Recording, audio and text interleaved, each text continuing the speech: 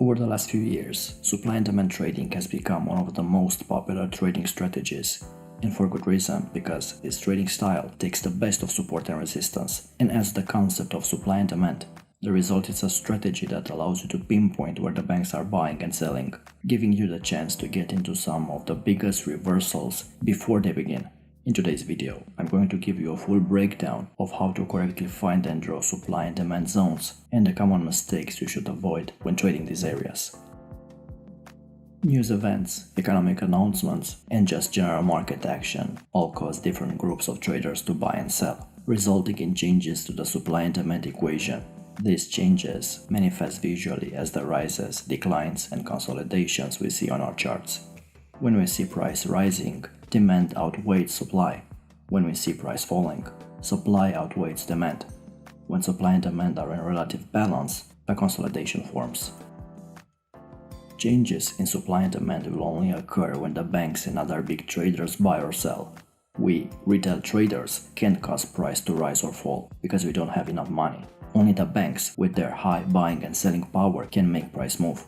In Forex, for example, the banks can never place their full position all at once. Their positions are so large, so they must break them into smaller chunks and place each trade individually around a similar price to avoid pushing price away and potentially forcing the entry at a bad price. This way, they achieve the same effect of placing one huge position by placing a bunch of small ones instead. But here's the bank's problem. These positions are often so big that not enough people exist on the opposite side to get them placed, buying when the banks want to sell, or selling when the banks want to buy, even if they convert their positions into smaller chunks. So they must let price move away and then make it return later on to get the rest of their position entered. Now, supply and demand trading is all about finding points where the banks have bought or sold, and then jumping into trades when price returns to pick up the rest of the bank's position to get into the reversal right beside the banks. Supply and demand trading is a method where the idea is to find points in the market where the price has made a strong advance or decline and mark these areas as supply and demand zones using rectangles.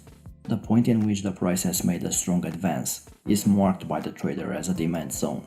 Demand zones represent points where the banks have placed a significant number of buy positions. These are the support levels of supply and demand trading, if you will. A point where the market has made a sharp decline is marked as a supply zone. These are points where the banks place a significant number of sell positions, and these are resistance points where price would fall. Now, how to find and draw supply and demand zones? If you want to be successful trading supply and demand, you must master the finding of high probability zones and correctly drawing them on the chart. It takes time, practice, and experience to get this right. The most important rule is to look for sharp rises and declines in the price. They reveal the banks are buying or selling, which means a supply or a demand must exist at the source of the rise or the decline. Supply zones can be located by looking for a swift drop away from either a single candle or a small consolidation structure, commonly known as a base. The base consists of a few candlesticks in a tight sideways range, meaning consolidation. This is an example of a supply zone formed with a base. And this is an example of a supply zone formed from a single candle. Demand zones are found when the market makes a large move up from a single candle or a base. Here's an example of a demand zone created from a single candle. And here's an example of a demand zone with a base. And here's the first important point. The strength of the movement away from a supply or demand zone is not a determining factor in how strong the zone is. As long as the zone has at least one large bullish or bearish candle moving away from it, it's considered just as valid for trading as a zone which has a significant move away from it. And here's another important tip. Supply and demand zones which are formed from a base tend to result in more successful trades than zones which form from a single candle. This is due to the sensitive nature of the psychology of traders who had trading positions back when the base was created. A zone which forms with a single candle means not a lot of traders were caught on the wrong side of the trade before the market moved up or down, creating the supply or demand zone. A zone with a base contains far more trapped traders because the market was moving sideways in a consolidation before it began advancing higher or falling lower. And when the market returns to a zone formed from a base, the traders who were trapped, either long or short, depending on the zones, will begin closing their trades, and this creates liquidity in the market. Now that we know how to find and locate supply and demand zones on our charts, we need to actually draw the zones. Both single candle supply and demand zones and the zones with a base are drawn in the same way. There are many different methods of how to draw the zones properly, but I will share the one I found to be the most consistent for me. We'll begin by drawing a supply zone. You always draw the supply zone from the last bullish candle before the drop. If the candle immediately before the drop is a bearish one, then you need to locate the most recent bullish candle and draw the zone accordingly. So the open of the bullish candle is where you want to begin drawing your supply zone from. Once you've done this, you need to drag the rectangle up to the most recent high before the drop. Here are several examples of supply zones.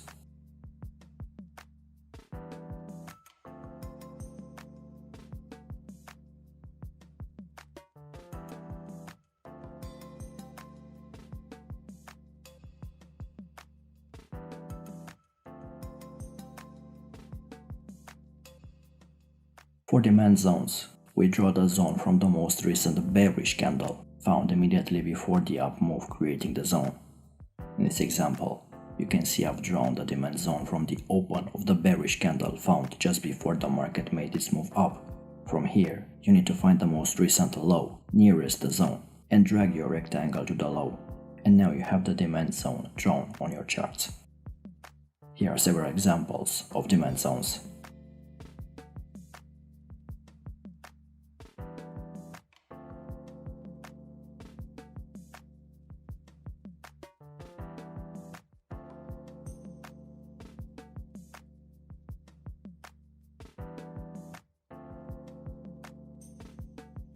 In contrast to when we are drawing supply zones, the candle you're drawing the demand zone of must be bearish. If it happens to be bullish, you need to go back and locate the nearest bearish candle before the move up and draw your rectangle from there. The reason why this is important is due to how the banks place trades. Banks don't place trades onto movements which are in the direction of the trade they are placing. In simple terms, if the current candle is bullish, the banks will not be placing buy trades. If it's bearish, they won't be placing sell trades. Before you start trading supply and demand, there are two key rules you need to understand to find the right zones on your chart and trade them correctly using your entry method. First rule is that all zones rarely work.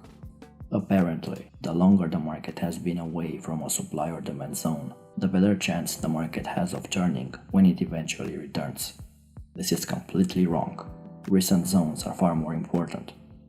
If we compare the old supply and demand zones, colored blue, with the more recent zones colored white, it's easy to see how trading zones which have been created recently are far more effective than trading zones which were created a long time ago. Second rule is to trade only fresh, untouched zones. Another big misconception you'll hear in the supply and demand community is the idea that supply and demand zones have the power to cause reversals more than once, like support and resistance levels do. Again, this isn't true.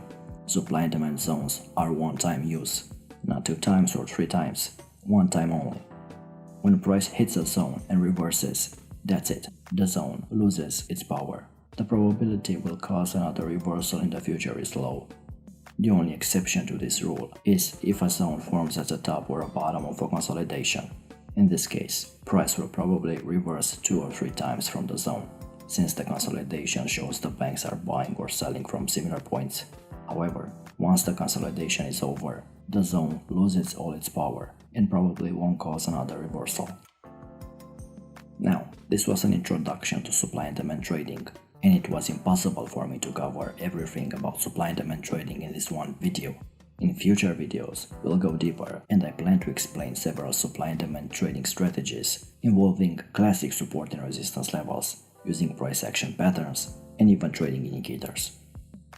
As always, if you learned something new and found value, leave us a like to show your support, subscribe to our channel and click the bell icon to stay notified when we release new videos. Until next time.